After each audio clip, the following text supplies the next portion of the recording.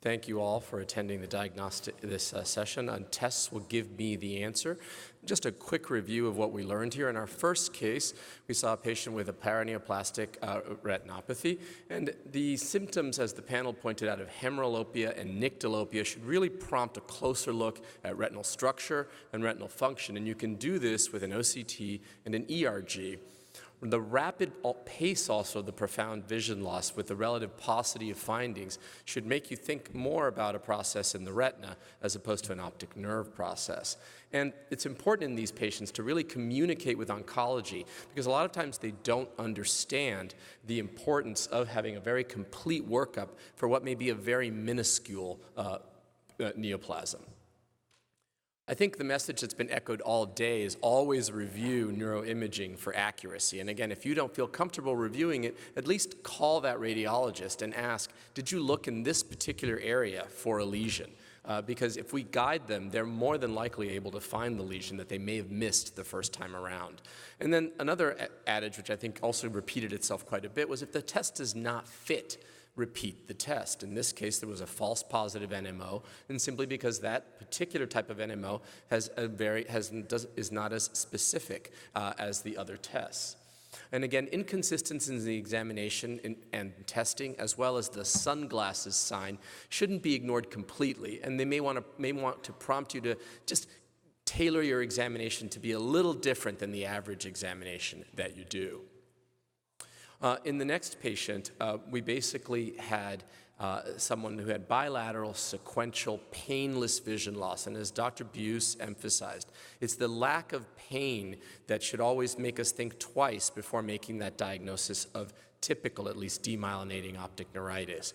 And in this case, we had a bilateral sequential vision loss, which makes us think more of hereditary inflammatory causes.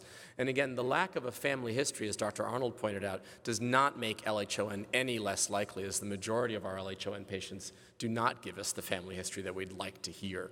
And women can be affected by this disease, and they're often a little older than the average LHON patient.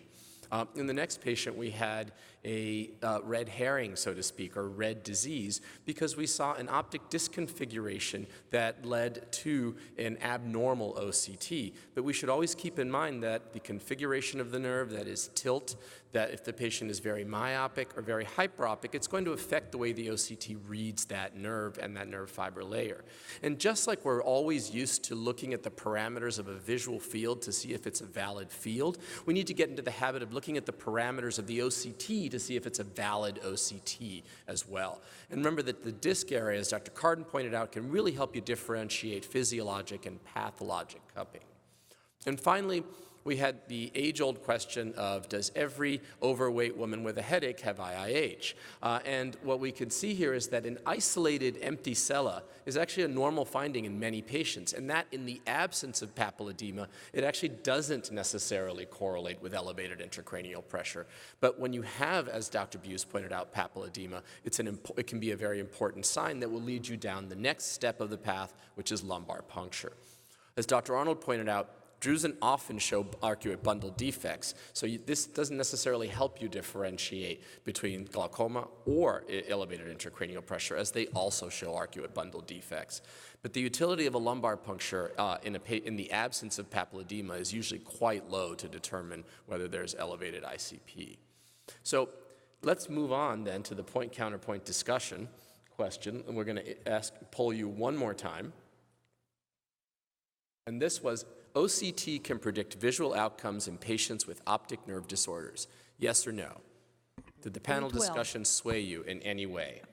And yes, Dr. Buse, this was purposefully vague because otherwise there was no way you're going to be able to debate it properly.